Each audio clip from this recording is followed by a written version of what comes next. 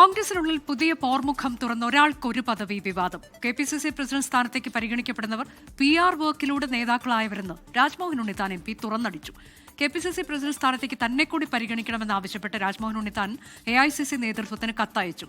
KPCCക്ക് മുഴുവൻ സമയ അധ്യക്ഷൻ വേണമെന്നാവശ്യപ്പെട്ട് വിവിധ ജില്ലകളിൽ ഫ്ലെക്സ് ബോർഡുകൾ പ്രത്യക്ഷപ്പെട്ടു.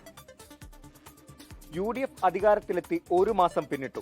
KPCC പ്രസിഡന്റ് സണ്ണി ജോസഫ് മന്ത്രിയായി.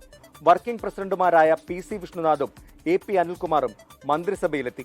KPCC അധ്യക്ഷ സ്ഥാനത്തേക്കുൾപ്പെടെ നേതാക്കൾ അവകാശവാദം ഉന്നയിച്ചെത്തിയെങ്കിലും പുതിയ നേതൃത്വത്തെ AICCക്ക് കണ്ടെത്താൻ കഴിഞ്ഞില്ല.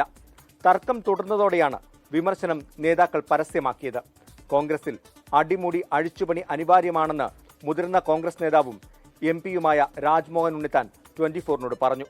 കേരളത്തിലെ കോൺഗ്രസ് ശക്തി പ്രാപിച്ചില്ലെങ്കിൽ നമുക്ക് മുന്നോട്ട് പോകാൻ വളരെ ബുദ്ധിമുട്ടുണ്ടാകും. ആ ഒരു പശ്ചാത്തലത്തിലാണ് കേവലം ഒരു KPCC പ്രസിഡന്റ് സ്ഥാനം മാത്രമല്ല, കോൺഗ്രസിൽ ഒരു അടിമുടി അഴിച്ചുപണി അനിവാര്യമാണെന്ന് ഞാൻ സൂചിപ്പിക്കാൻ കാരണം.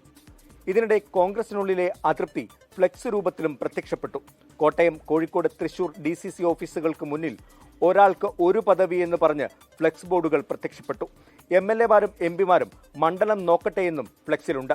KPCC പ്രസിഡന്റ് സണ്ണി ജോസഫ് മന്ത്രിയായ പശ്ചാത്തലത്തിലാണ് പുതിയ അധ്യക്ഷനെ കണ്ടെത്തണമെന്ന ആവശ്യം ശക്തമായത്.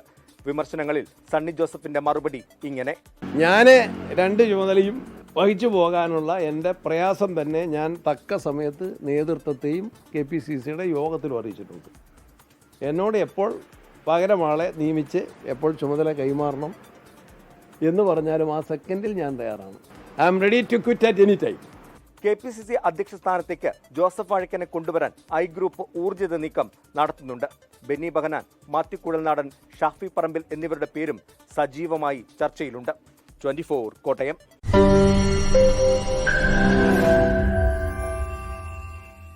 ലോകത്തെവിടെയായാലും ഏത് സമയത്തും 24 വാർത്തകളും ഓഗ്മെന്റഡ് റിയാലിറ്റി പാക്കേജുകളും എക്സ്പ്ലെയിനറുകളും വിശദമായി കാണാൻ ഞങ്ങളുടെ YouTube ചാനൽ നിങ്ങൾക്ക് സബ്സ്ക്രൈബ് ചെയ്യാം.